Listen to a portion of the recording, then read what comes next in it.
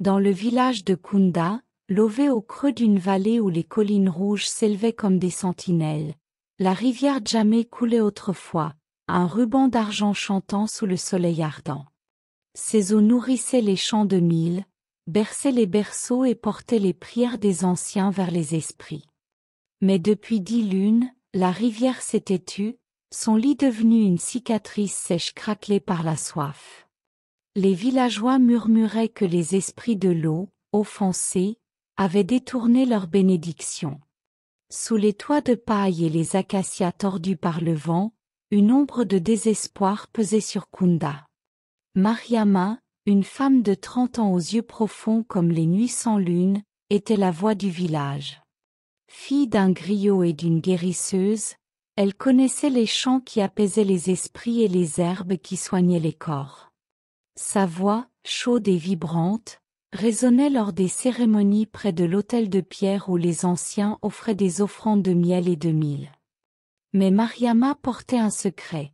Sa petite sœur, Aminata, disparue 3 ans plus tôt près de la rivière, avait laissé une trace dans son cœur et dans les légendes du village. On disait qu'Aminata avait été emportée par les esprits pour une faute qu'aucun ne nommait. Un matin, alors que la poussière rouge dansait dans l'air brûlant, un étranger arriva à Kunda.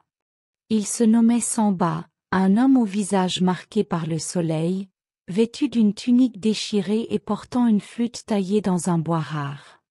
Il s'arrêta près du lit asséché, posa sa flûte sur ses lèvres et joua une mélodie si douce que les enfants cessèrent de jouer.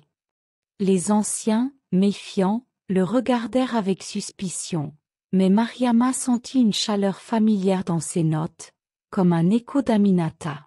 « D'où viens-tu » demanda-t-elle, sa voix tremblante. Samba sourit faiblement. « D'un endroit où la rivière chante encore. Je cherche celle qui a perdu sa sœur. » Les jours passèrent, et Samba devint une ombre dans le village. Il jouait sa flûte près de l'autel, et des murmures s'élevaient. Certains voyaient des reflets dans l'air, d'autres entendaient des rires d'enfants. Mariama, fascinée, l'interrogea. Samba révéla qu'il était un gardien des eaux, envoyé par les esprits pour restaurer l'équilibre. « Ta sœur n'a pas été emportée, dit-il. Elle a choisi de veiller sur Djamé. Mais un sacrifice est requis pour la libérer. » Mariama, déchirée, pensa à sa mère, qui pleurait encore Aminata chaque nuit, et à son devoir envers Kunda. La sécheresse empirait. Les chèvres maigrissaient, les puits s'effritaient. Les anciens décidèrent d'un rituel majeur, une danse sous les étoiles pour implorer les esprits. Mariama guida les villageois, ses pas résonnant sur la terre aride, sa voix s'élevant avec les tambours. Mais au cœur de la nuit, un cri déchira l'air. Samba s'effondra, sa flûte brisée. Dans sa main, une pierre lisse gravée d'un symbole d'eau brillait faiblement. « C'est l'âme d'Aminata » murmura-t-il avant de perdre connaissance. Le village fut saisi de panique. Mariama, tremblante, prit la pierre. Une vision l'envahit. Aminata, enfant rieuse, courant le long de la rivière, puis s'arrêtant, les yeux pleins de larmes, offrant son esprit pour protéger Kunda d'une malédiction ancienne. Les anciens avaient autrefois pollué les eaux avec des offrandes impures, et Aminata, par amour pour sa famille, avait payé le prix. Samba, mourant, révéla qu'il était son guide spirituel, chargé de ramener la pierre à la rivière. Mais le rituel exigeait un autre sacrifice, celui de Mariama, pour sceller le pardon. Mariama pleura, serrant la pierre contre son cœur. Elle pensa à sa mère, à Kunda, à l'amour qu'il avait lié à Aminata. Les villageois, apprenant la vérité, s'agenouillèrent, implorant de ne pas la perdre. Mais Mariama savait que l'amour familial transcendait la vie. Sous un ciel d'étoiles, elle marcha seule vers le lit de la rivière, chanta un dernier chant, et plaça la pierre dans la terre. Une lumière jaillit, et l'eau commença à murmurer, d'abord un filet, puis un flot puissant.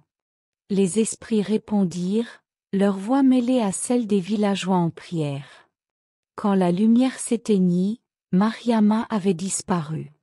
Samba, miraculeusement revenue à la vie, annonça qu'elle avait rejoint Aminata, devenant une gardienne des eaux.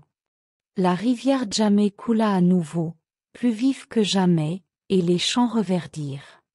Les anciens, repentis, jurèrent de respecter les traditions. Samba resta à Kounda, jouant sa flûte en mémoire des sœurs. Les années passèrent, et les enfants de Kounda apprirent l'histoire de Mariama et Aminata, non comme une tragédie, mais comme un acte d'amour éternel.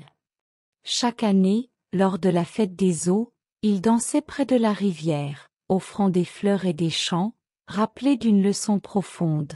L'amour familial, même au prix du sacrifice, peut racheter les erreurs du passé et faire jaillir la vie là où tout semblait perdu.